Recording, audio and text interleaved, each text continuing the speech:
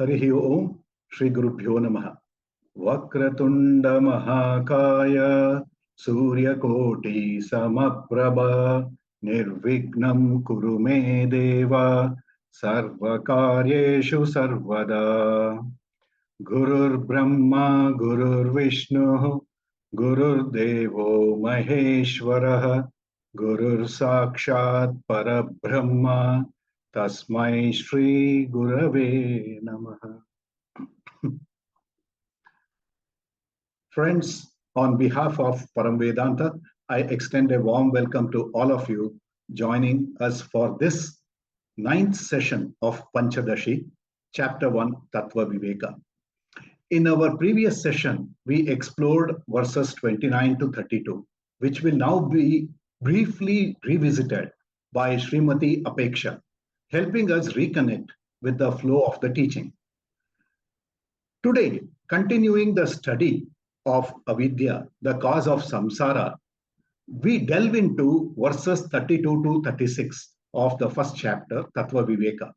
Here, Swamy Vidyaranya, continuing the topic of avidya, says the jiva caught in creation falls into the trap of raga and dvesha, either while struggling to acquire or avoid. This endless cycle continues even beyond death as jiva moves from one subtle and gross body to another. The partial knowledge sustains the cause of samsara, that is adhyasa. From verse 31 to 64, Swamy Vidyaranya continuing the topic of the means of moksha, the way out of this cycle. To guide us through these profound verses, we are privileged to have Sri B.S. Kulkarni, Srimati Rama Gopal Krishna, Srimati Sharmila Bhaktharam, and Srimati Neeta Poddar, presenting their insights and explanations. The session will be moderated by Dr. Timmappa Hegde sir. Srimati Neeta Poddar shall be conducting the quiz segment later today. Let us begin with the recap of the verses 29 to 32. Over to Srimati Apeksha. Hari Om, Shri Gurubhyo Namaha. So, in the last section, we saw the tale of Jiva versus Ishvara from the Vedantic perspective. So, to sum it up, what is Ishvara? Ishvara is nothing but Brahma Chaitanya reflected in pure Maya. When we say pure Maya, it means Sattva Pradhana Prakriti, where Sattva is like without any malina. It is Sarvjana, all-knowing, Nitya Mukta, ever free, untouched by Punya, Papa or Sansara. And when we talk about Ishvara, it also means one who engages in creation as a Leela, divine play with self-knowledge and no bondage. Then what is a Jiva? Jiva is the same Brahma Chaitanya reflected in Avidya, which is Rajas Pradhana or Malina Sattva, which possesses partial knowledge, which is prone to misconceptions and sufferings in life, and lacks self-knowledge, leading to insecurity right from birth till death. And this cycle of bondage continues because the jiva tends to seek security outwardly through karma and possessions, right from the birth till the death. You can look at our own life. We are always looking towards security from outward possession, which starts from toys when you are a kid and leads to, from then it moves on to relationships and it continues. And this leads to endless karma bhoga cycle, that is action and enjoyment. And if you don't have self-inquiry, life becomes a sorry go round, not a merry-go-round. When you know that when you have the self-inquiry, which can only come through self-knowledge, that is Atma-Jnana. True peace and security lies within, and which can come only through self-knowledge. Next slide, please. Then we also looked at the journey in the verse 30th. We looked at the journey of the jiva, where the description of samsara was given. What is samsara? It is nothing but cycle of rebirth. And jiva, like Shiv Kumarji said, jiva moves from body to body across various lokas, which can be higher, lower, sideways, anything. This zigzag, uncontrolled journey is called samsara, which is chaotic, endless, and without direction. And you can look at it is like the whirlpool. So from one whirlpool, you move on to another whirlpool. Life of the jiva is dominated by worry, tension, anxiety. The worry can be either about the self, about others, And when you don't have any worry, then you will worry that why don't I have any worry when everyone else has worry. So there is no peace or relaxation, only mental agitation is there. So this the helplessness of the jiva can be seen as we don't know when our departure date is. Only Yamaraja knows about that departure date. Time, place, and next birth is also unknown. So it's like that worm, like in this reverse whirlpool, which is trapped in each janma. From one whirlpool, we move to the another whirlpool, and we are unable to escape through it. So liberation lies not in the river, but on the shore. And how do you reach the shore? Through self-knowledge. And which in now verse 31, next slide, please. Jiva, the reality is Jiva cannot escape samsara alone. And that is where the role of the guru becomes very, very important. We looked at the Jiva's helplessness. It cannot escape samsara. It moves from one birth to another birth. And it must acknowledge this helplessness and give up the spiritual arrogance that by our own self-knowledge, I will move ahead. The path to liberation is very simple. When you surrender to the guru, you become a shishya. You gain Brahma Jnana through Guru and Shastra. You can look at Arjuna also and how he became a Shishya to Krishna and how did he gain Brahma Jnana. A right Guru comes only when our karma has ripened, because everyone has this question, how will we find the Guru? When our karma has ripened, and of course, very important is divine grace. When divine grace is there and your karma is ripened, that's when the right guru will appear. And before that, you just have to surrender and just let the universe know that you are ready for the Brahma Jnana. Now, why does the guru's role become important? Because when a guru works, the guru works out of compassion. He wants the lok sangraha, and there is no personal gain. For the Guru, giving jnana is very easy, but for the Jiva, liberation is monumental. Like a worm lifted from a river and placed under a tree's shade, the Jiva is saved due to Satkarmas. So the key insight is surrender. Surrender, seek the Guru, and let grace and knowledge free you from the ocean of samsara. Next slide. What is the Guru's role in lifting the Jiva from samsara? Jiva's condition is we all identify with the Pancha Kosha, 5 layers of the body mind complex. And this identification is what leads to the bondage, that is samsara. So, root cause is avidya, ignorance, and a raja pradhan prakriti, polluted sattva. Guru's compassionate role. Lifting is figurative here. Guru does not physically lift you from one place to another, but it lifts you not out of the body, but of mind and understanding. Guru uses Shastric teaching to guide Jiva to self-knowledge, and Pancha Kosha Viveka teaches us the method of analyzing layers to disidentify from the non-self. So here is the liberation process. Jiva surrenders to the Guru, receives the Brahma Jnana, realization of Aham Brahmasmi, and like a worm lifted from a whirlpool into the shade of the tree, which is the Atma. Next slide. So from incompleteness to fulfillment, that is the Vedantic path. The cycling of suffering, we saw that Jiva feels incomplete due to avidya. It seeks a fulfillment outside. Like I said, childhood toys, it starts from there, then adulthood, relationships, achievement, desires, all external pursuits that we are seeking right now will never lead to completeness. The futility of shopping for fulfillment. No object or relationship can give you lasting satisfaction, and that is the reality. You can look at it one day or the other, the relationship will also end and will move on. No object will continue to be with you. The jiva dies unfulfilled, and rebirth continues to chase. Rebirth happens again because the jiva continues to chase desires, and this is samsara, the endless cycle of seeking without finding. Next slide. To complete it, in verse 32, it talked about how you can get true fulfillment, and which can only come through Atma Jnana received via Upadesha teaching. And Guru transfers knowledge via words, and it's not a mystical delivery. The prakriya, the teaching methods can be like Pancha Kosha Viveka, Shariratraya Viveka, Avasthatraya Viveka, Drigdrishya Viveka, etc. The key message here is only systematic self-inquiry under a Guru leads to true liberation and lasting contentment. Are you? Thank you very much, Apiriksha, for a very clear and a crisp presentation of the verses that we studied in the last class.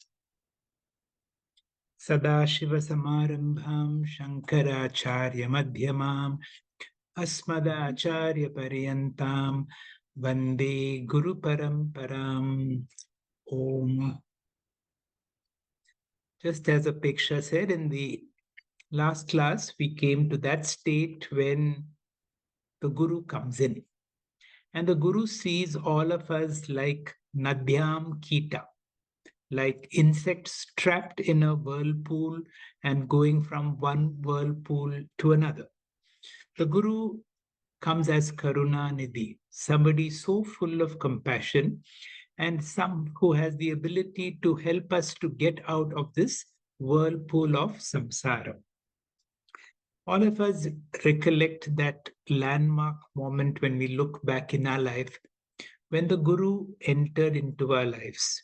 And for the first time, we knew that we are now on the spiritual path.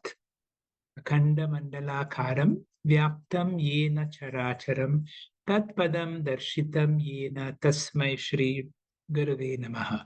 Our profound salutations to the Guru. It has been taught that we should see the Guru not so much as a person. However great our admiration and love for our Guru, the greatness of the Guru is the parampara. Guru is a tattva. It is a whole stream coming from Sadashiva. And in that case, and in that, we also see our Guru is not only great, our parampara is also great, starting from Sadashiva. What does a Guru do? I have said this many, many times. He takes away from us what we think we have but do not have. And that is our ego, our delusions, our wrong ideas. And in the process of removing our ignorance, he reveals to us something that we have always had, but we have not had the grace to be able to realize it. Our Nitya Mukta nature of Atma Tattva. Although we have heard this 100 times, I'm going to repeat it. What is the basic human problem or the great mistake that Vedanta makes a diagnosis is the mistake of adhyasa. Adhyasa means a mistaken identity.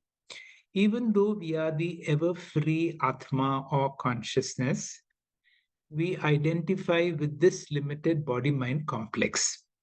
This superimposition or identification with the body-mind complex is the adhyasa.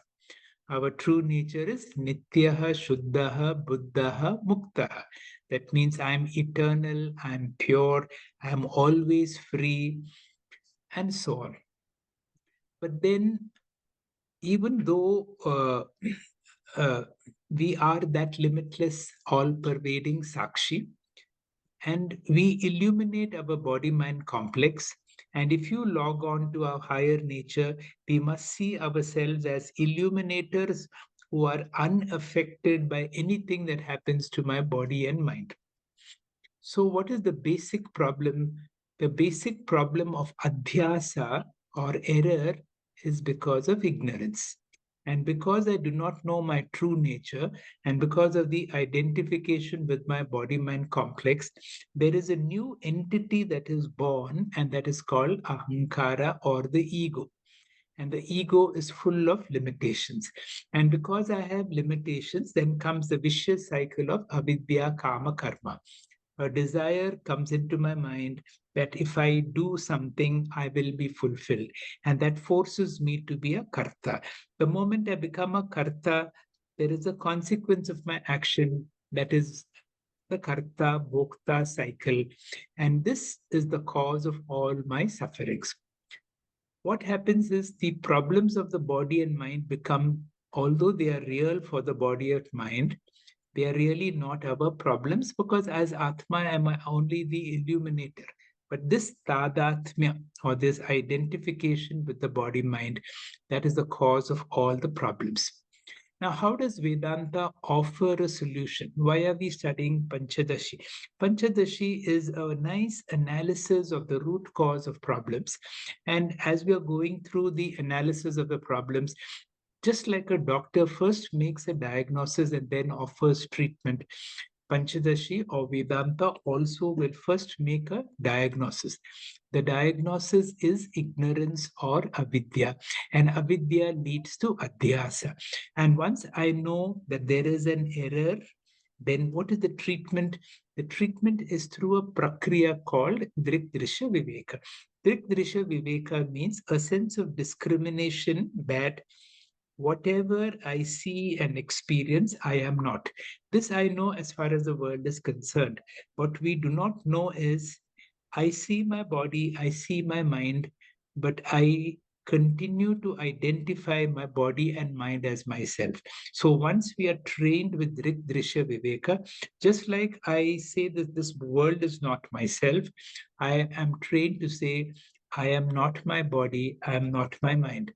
But then, just like I use my spectacles, which is an instrument which help me to see, so too I need to see that this body and mind is only a instrument that helps me to transact with the world.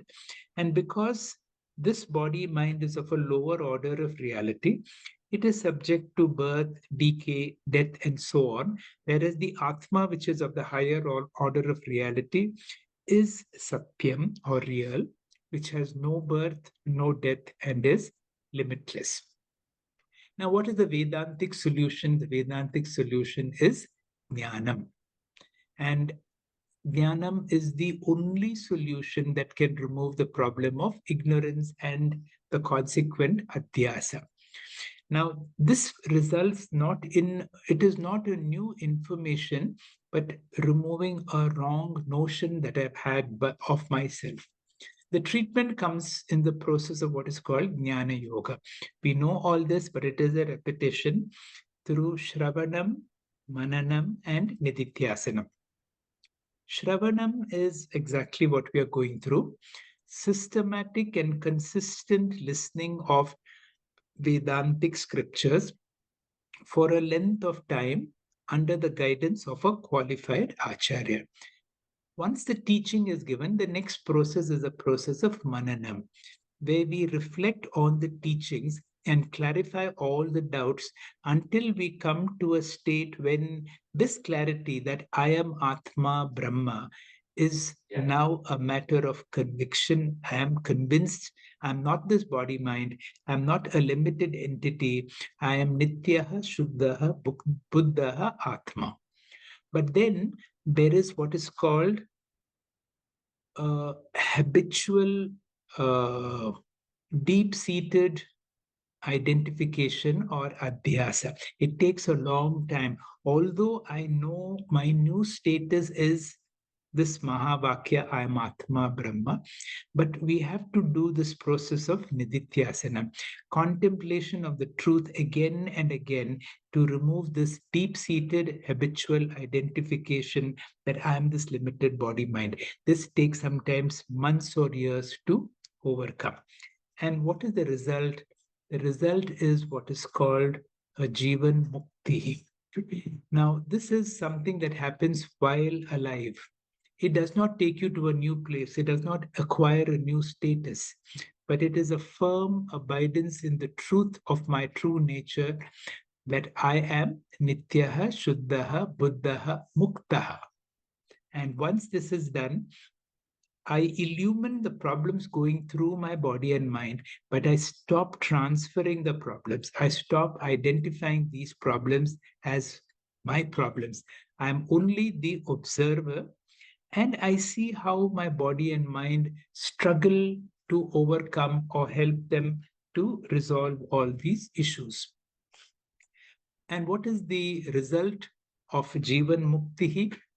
We stop identifying with the ego and recognize myself as the limitless Sakshi. We have to convert our ego into a mere role play, to see yourself in the drama of life, all the time knowing that I am the Nitya Mukta Atma, just like on the screen, the movie unfolds. And what is the result? The result is I continue to have the problems, but hopefully the problems now become manageable. Vedanta does not promise that all the anatma-related problems of my body-mind will vanish. My body still continues to age and will have to deal with all the problems of the body and mind. but then the way I relate to it will change. On gaining jnanam, there is a possibility, and in fact, this should happen, that I begin to take my problems lightly. The culmination of this is from what to so what. The problem will not become such a serious problem. We see that as a problem which limits my upadhi, which limits my equipment, and therefore I'm not able to function properly because of that. But it is not my problem. It is so nicely said, we are not human beings having an occasional spiritual experience, but the other way around. We are spiritual beings of Atma, which have a temporary human experience. And by removing this ignorance, which is caused by the mistaken identity, it reveals, it does not give you freedom, but it gives you that knowledge that I am Nitya Muktaha. We stop claiming the limitations and experience our limitless free nature. To live in this world, to be able to engage in the world, and at the same time have that peace that I am Satyaha, I am immortal, and I am limitless. So we are doing the concluding part of Pancha Kosha Viveka. Let us see Shri Kulkarni sir.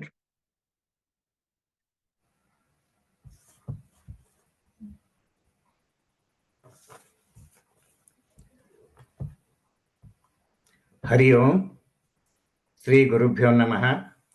Swamy Vidyaranya, in a Prakarana Grantha of Panchadashi of chapter 1, explained in detail how an individual jiva got entangled in the samsara because of avidya maya.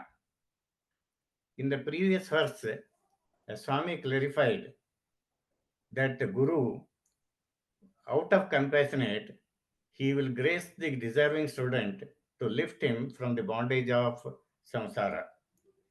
As such a knowledge acquired from the knowledge from the teacher who is a Srotriya and Brahmanishta, and knowledge to the disciple, a deserving disciple, he attains a new kind of vision in life, thereby finding a reality in life, not yielding to the impermanent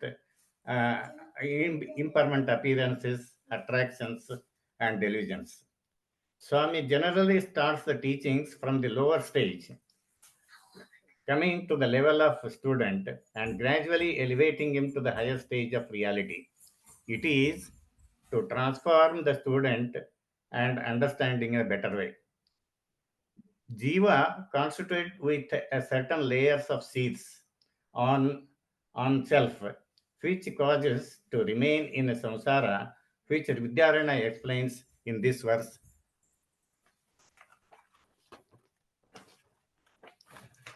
Annam pranamano buddhi anandascheti panchate koshastairavruta swatma vismratya samsprat vrajet. The 5 seeds of food, vital air, mind, intellect, and bliss seeds are enveloped on self. It forgets its real nature and becomes samsari. Next slide, sir. Annam it is a meaning. Annam prana mano buddhi anandascheti panchate koshastairavvrataha. That is, self is covered by seeds, food, vital, air, mind, intellect, and bliss. Next line. Swatma vispratya samsprati vrajet. Forgets its real nature and becomes a samsari. In this verse, Swami is reasoning out how these 5 seeds have covered the self and individual in conditioning himself to these seeds, ignoring his own real nature. Atman of all pervasive conscious principle, caught up in the whirl of samsara, becomes a Jivatma. Next slide, sir. An individual who is constituted with a certain seeds. The seeds coverings are called koshas. The Atman getting identified and covered with the 5 koshas, condition happens.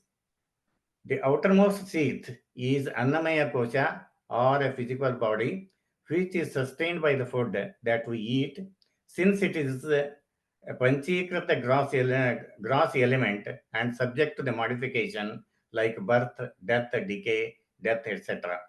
When Atman is identified with the prana, it is called a Pranamaya Kosha, being Rajasic nature, suffer with hunger, thirst, and pertaining pains and pleasures.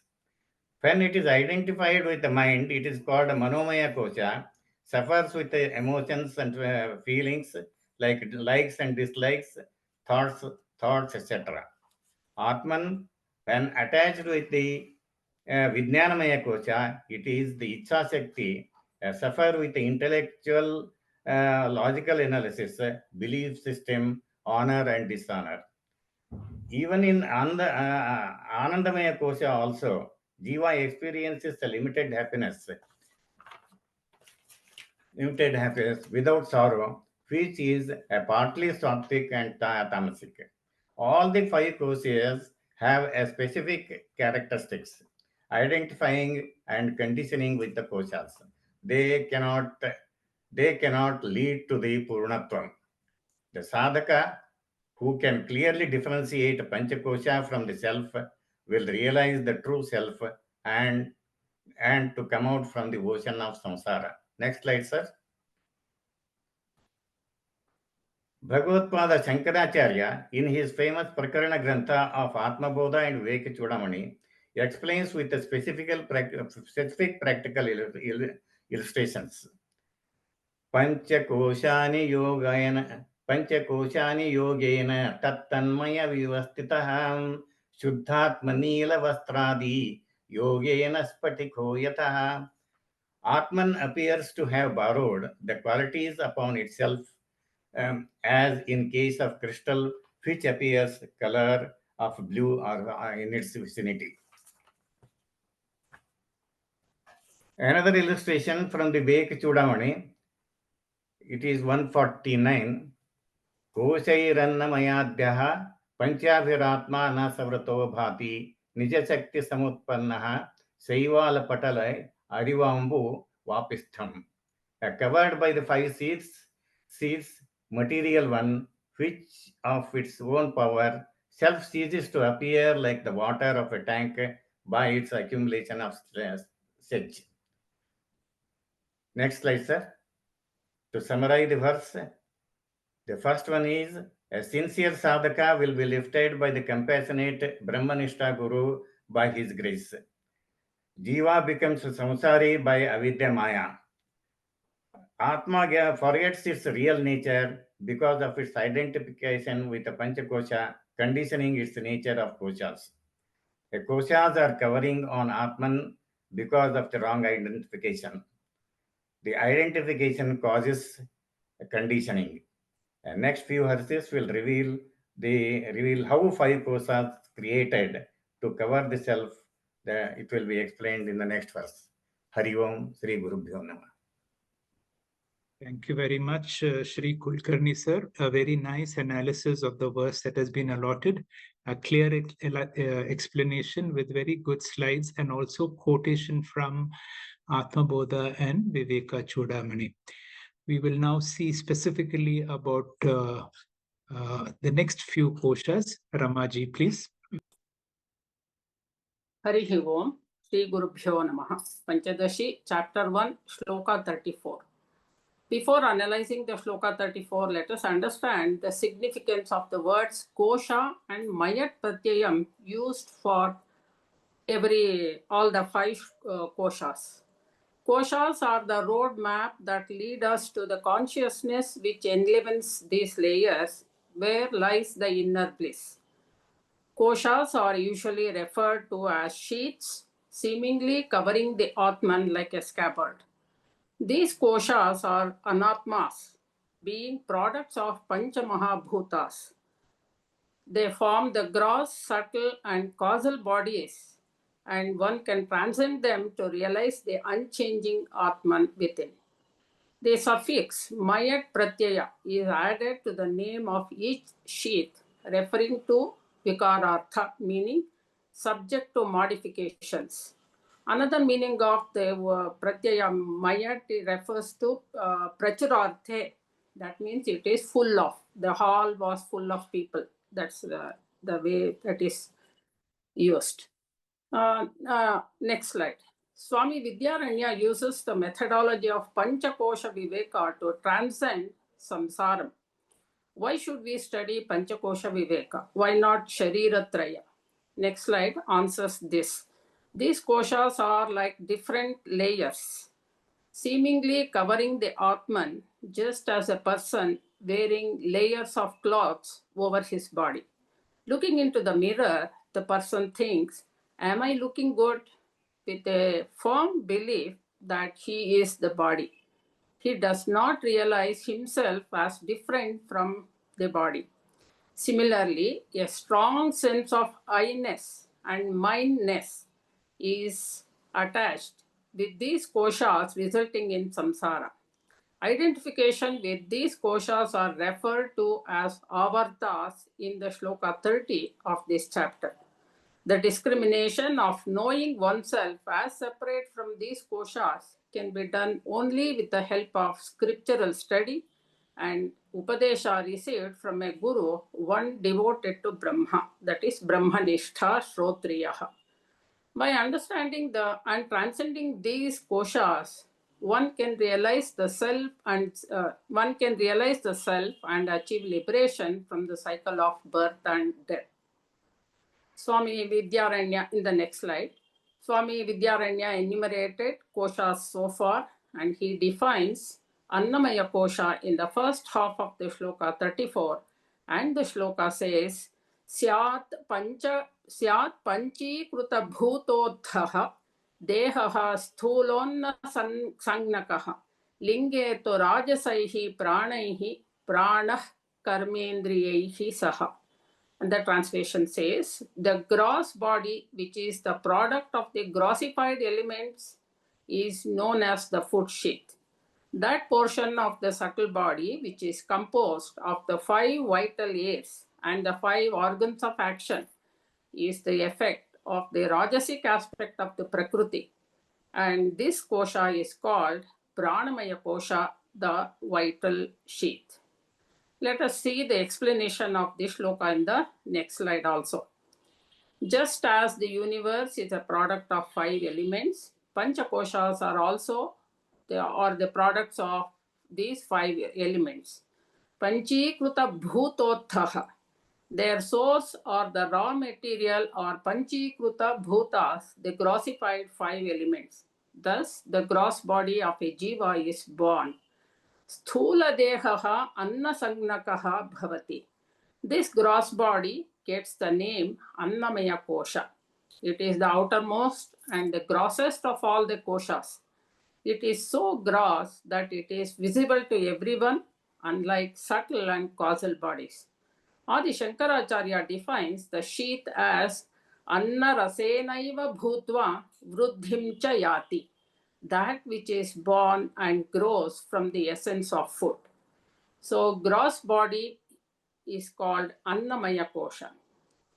In the next slide we see inner to Annamaya Kosha is the Pranamaya Kosha, which is subtler in nature. It is a part of Sukshma Sharira, that is the subtle body composed of Pancha Pranas, the 5 vital airs, and the Pancha Karmendriyas, the 5 organs of action. All of them are born out of Rajoguna of 5 elements. Next slide details the components of this Pranamaya Kosha.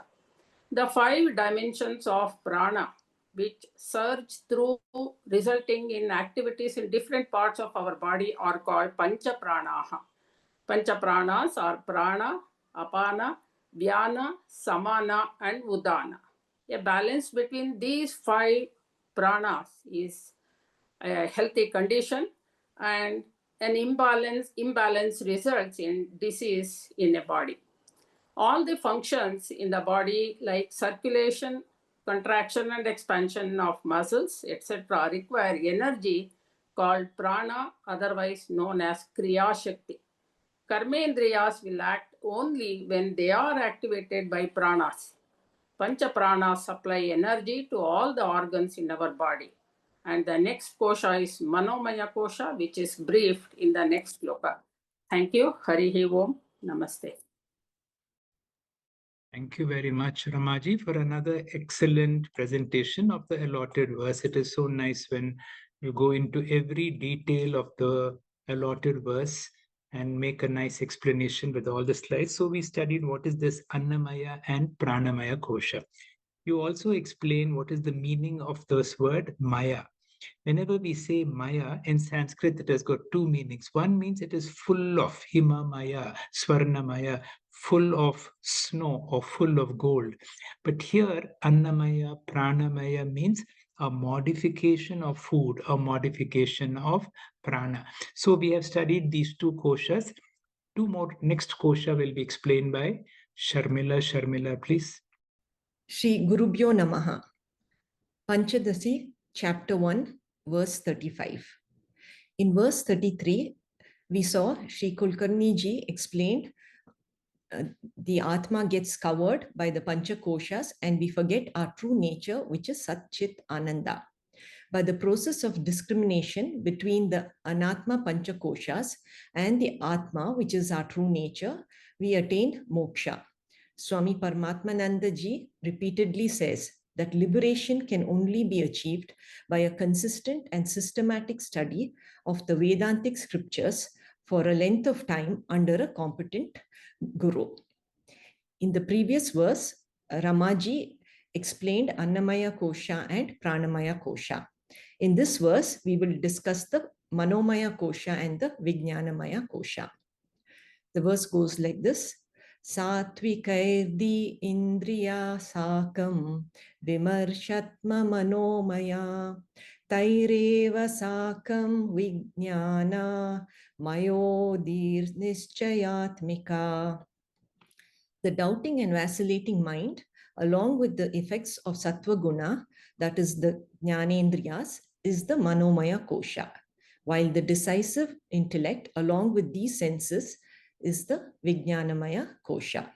The verse meanings: Satvikair, born from Sattva Guna, Dhirendriya, the sense organs, Sakam, together, Vimarshatma, of the nature of doubt and vacillation, Manomaya, mental sheath, Dhir, intellect, Taireva Sakam, along with these sense organs, Nischayatmika, of the nature of decision, Vijnanamaya, intellectual sheath.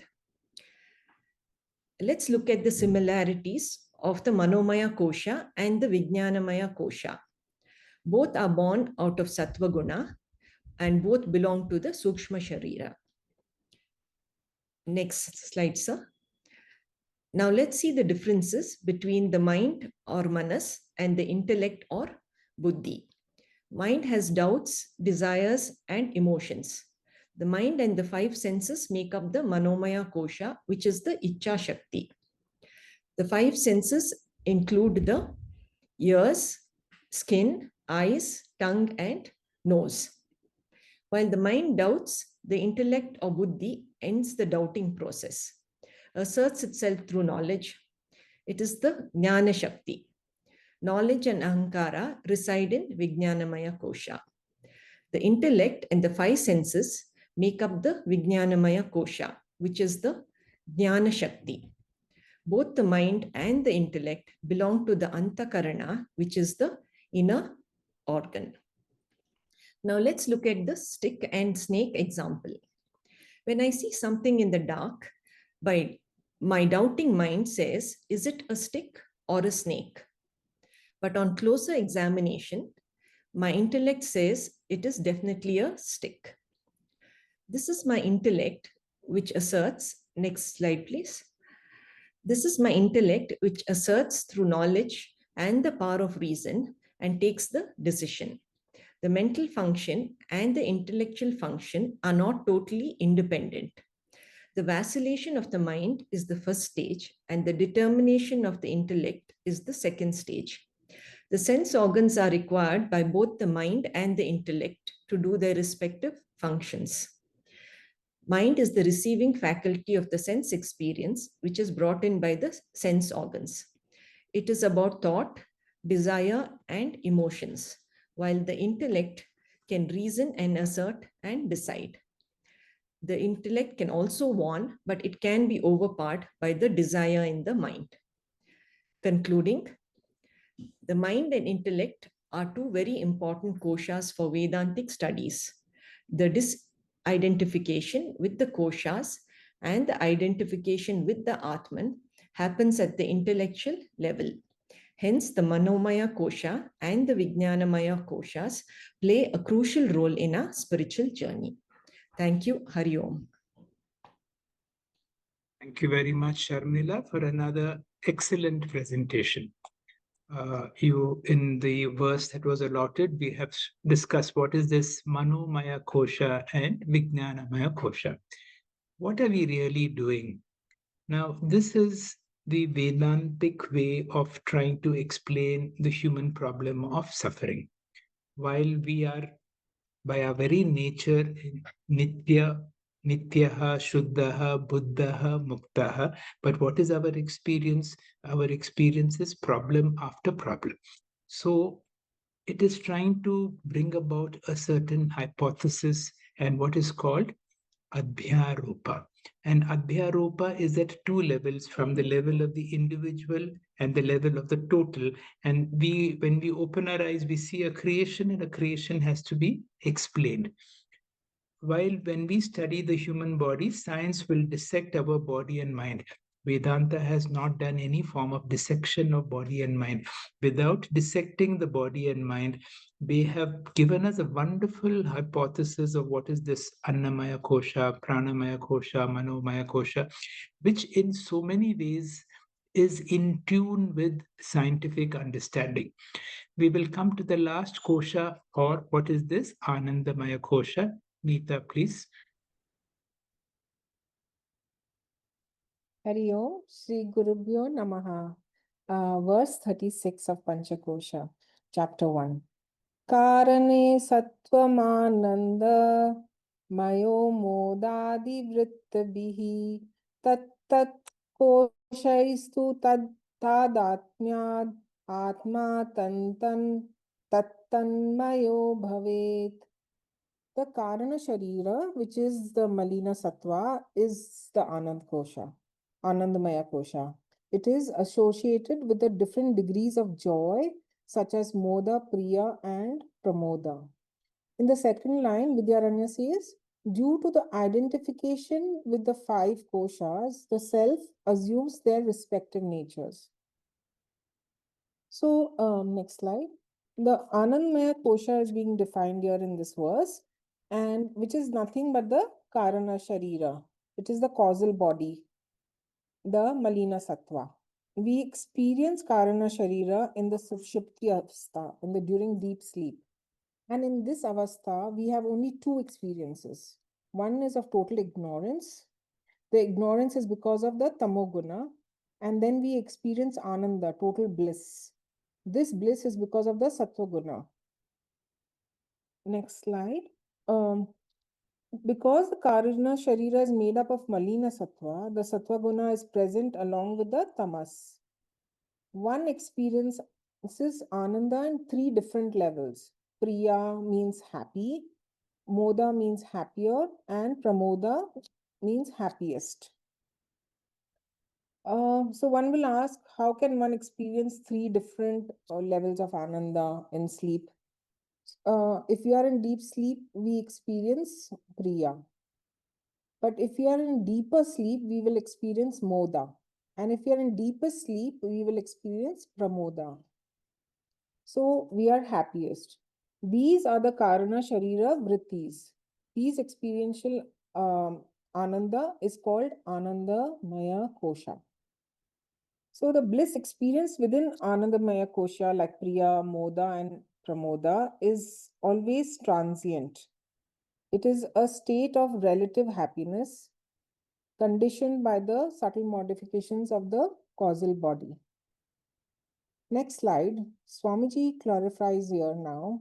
Any form of experiential bliss, even if it's in its highest degree, pramoda, is not the ultimate unconditioned bliss of Brahman.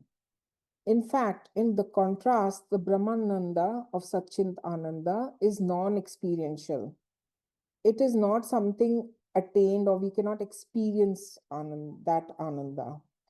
But it is recognized as the intrinsic state, the very nature of the self, beyond the dualities and the limitations of the koshas. This distinction is crucial in Advaita Vedanta to prevent confusing temporary states of happiness during sleep with the immutable, ever-present joy of the absolute self. In next slide, in the line 2 of this verse, Vidyaranya explains our root problem. Sir already explained in his initial explanation. The problem of the jiva is, instead of claiming that I am the invisible, immortal consciousness pervading and enliving the 5 koshas, I take myself as the koshas. This mistaken identification with the koshas and false notions is called tadatmyam here in this verse, but it's the same as adhyasa, which Sir explained in the beginning. It is an intellectual problem, and the jiva acts as though it's the mortal body. In the word I, there is a mixture of the miserable Pancha Kosha and the Atma. And we get confused and identify with the incidental Atma. It's a cognitive mess up. We lose sight of this Atma, just like we lose sight of the screen. And when the characters on the movies appear more real, the screen which is behind appears non-existent. So the same way, we also have to discover the Atma, which is as though hidden behind these Pancha Koshas. So we have to reclaim our true nature. Next slide. Atma and Anatma are together itself does not create a problem, and they will be together.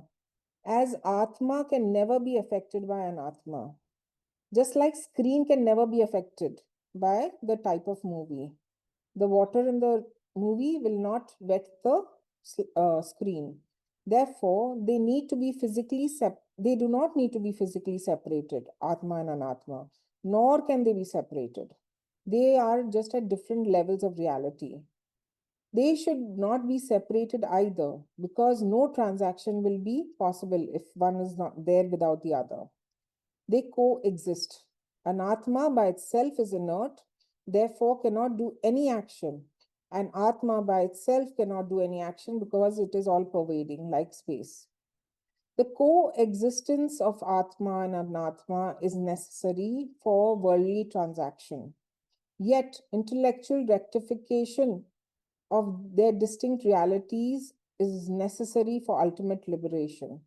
We need to intellectually divide the two. We also require the mixture to claim Aham Nitya Shuddha Buddha Mukta. So the solution is Viveka. This Pancha Kosha Viveka is what the method, the prakriya we are using here. Swamy Vidyaranya is using here. This clarity is best achieved with the help of Guru and Shastra through Sravanam, continued by Mananam and Nididhyasnam. Pancha Kosha Viveka helps sorting out Anatma and Atma. Pancha Kosha Viveka is a prakriya, a method by which one gets self-knowledge from a teacher and recognizes he is ever free. Param Nivritti. So in conclusion, next slide. Annamaya Kosha is the bliss sheet. It's identical with the Karana Sharira, the Malina Sattva, and is experienced in deep sleep.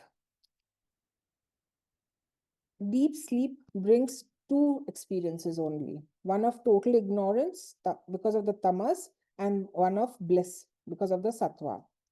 This bliss is seen in three levels: priya, moda, and pramoda, depending on our sleep, level of sleep, deep, deeper, deepest. All experiential bliss is not Brahma Ananda.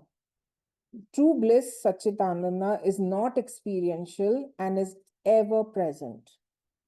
The root problem we have is of mistaken identity, tadatmyam or adhyasa.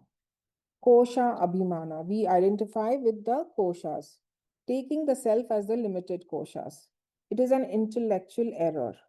The solution lies in intellectual discernment.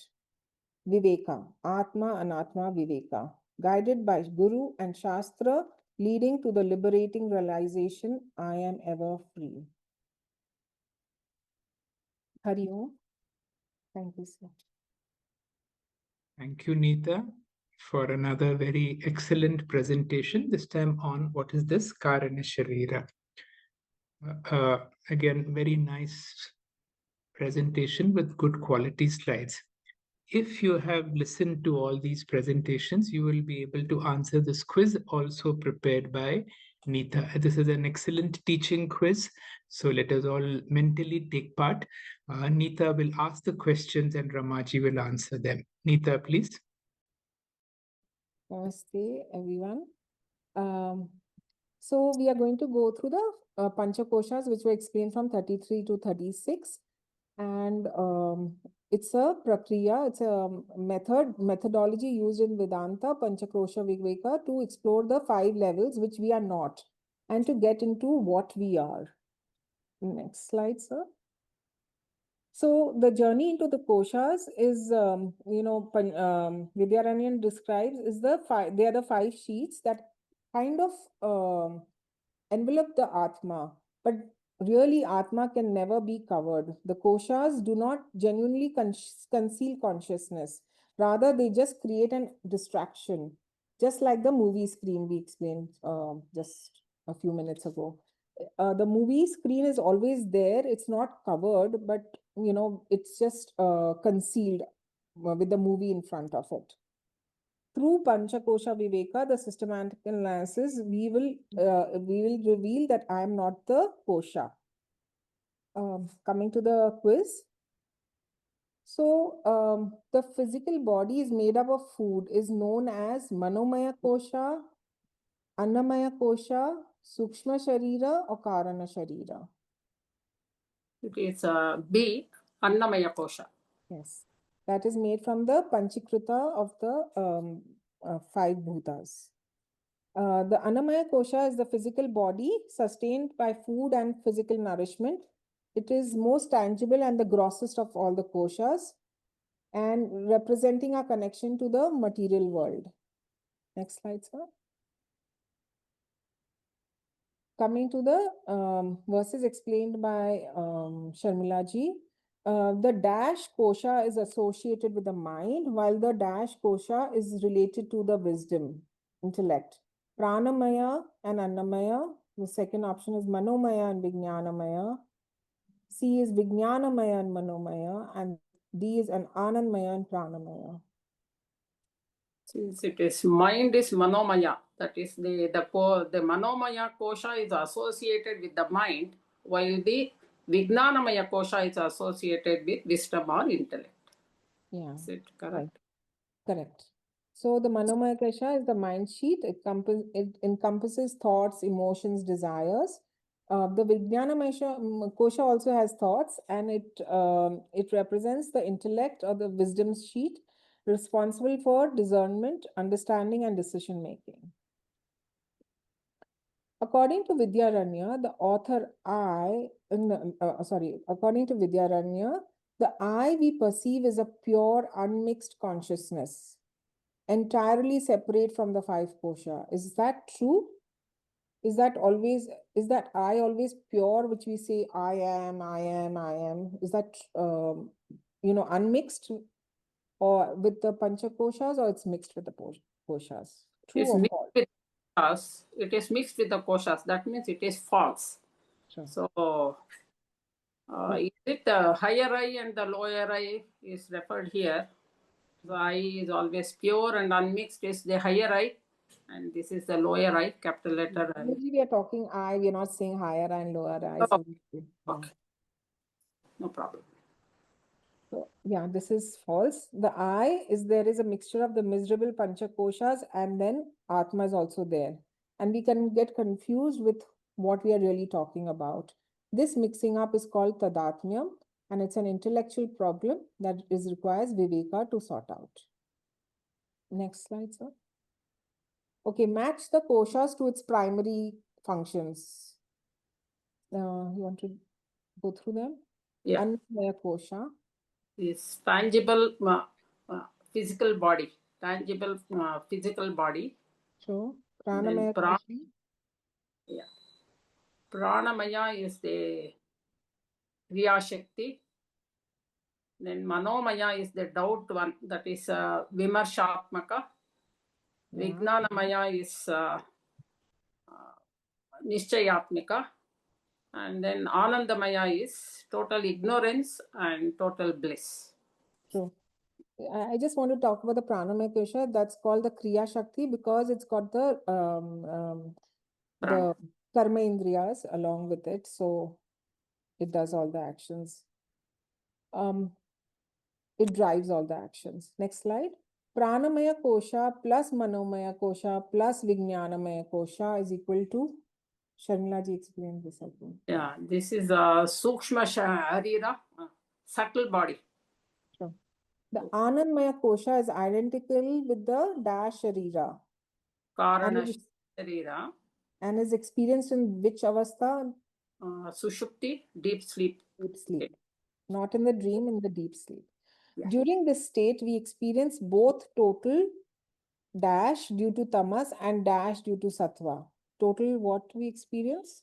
Ignorance due to tamas and bliss due to sattva. Sure. Okay, so we've explained this. Okay. Okay, so when we were talking about Annamaya Kosha, we said, we can get, we experience bliss in 3 different levels. Moda, Pramoda, Priya, and they are all, written in different, can you tell which is the lower level and which is the higher level here? Yeah, that is Priya, Moda and Pramoda. Is that correct? Yeah. So we experience 3 kinds of bliss in deep sleep. The first one is Priya, the second is Moda, and the third one is Pramoda. And the statement, all experience bliss, even the highest degrees, ultimate Brahmananda, is false. Any form of experience bliss is, even in the highest degree, is not the ultimate unconditioned bliss of Brahman. Next slide, sir. Okay. The 5 koshas cover the, you can use one of the words above. The 5 koshas cover the dash. Atman. Yes. They do not dash cover, but it's like a distraction. They do not really cover. Yeah, give the answer. Yeah. Self appears hidden, but is always present. Atma is always hidden, but it's actually always present. Present, yeah. The koshas are not dashed to Atma, but only an superimposition to Atma. They are not. Yeah. That is intrinsic to Atma. They are only incidental to Atma. Yeah. They are subject to arrival and departure. Agama pahi. Focusing only on the koshas, we miss the Atman. Distraction is due to dash and not true concealment. Distraction is due to ignorance. Yes, that's a main key problem which we have, is we do not have the knowledge of Atma, and we have ignorance of it, our true nature. Ignorance leads to incompleteness. Incompleteness leads to dash. We feel incomplete, so we desires. Incompleteness, that Apurnatvam leads to desires. Sure. Only correct knowledge ends ignorance. Teacher and systematic study is essential for self-realization. The 5 koshas cover the Atma. It's okay. So the key takeaways, it's okay, sir. The key takeaways we have understood is tadatmyam, adhyasa, is mistaking the self to be limited, the role of the Guru and Shastra, the importance of the role and Guru and Shastra.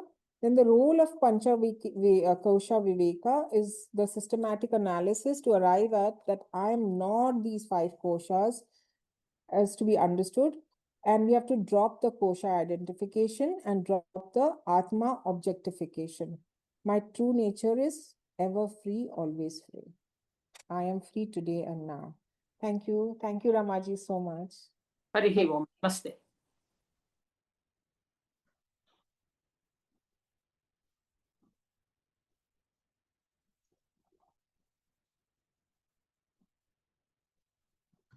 Dhanyavada to all our revered speakers and Dr. Timmappa Hegde sir, whose luminous words helped us unfold the subtle truths with clarity and grace.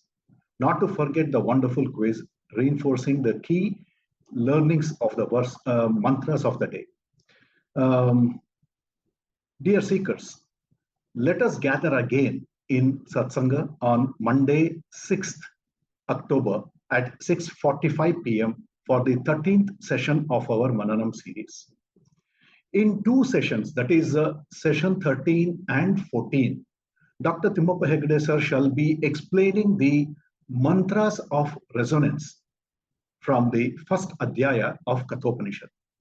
Mantras of resonance are those mantras that carry not only profound meaning, but also a unique vibrational power. Their sound, rhythm, and truth uplift the seeker, transforming one from within. These mantras are not meant to be merely studied. They are to be chanted, meditated upon, and absorbed deeply for aligning us with Brahman.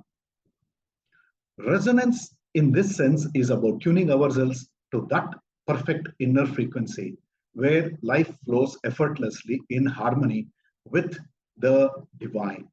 Session 13 and 14 are not to be missed. Remember and join us for our next Mananam session. Let us chant the Shanti Mantra and conclude today's session. Om Purnamada Purnamidam Purnat Purnamudachyate Purnasya Purnamadaya Purnameva Vashishyate. Om Shanti Shanti Shanti.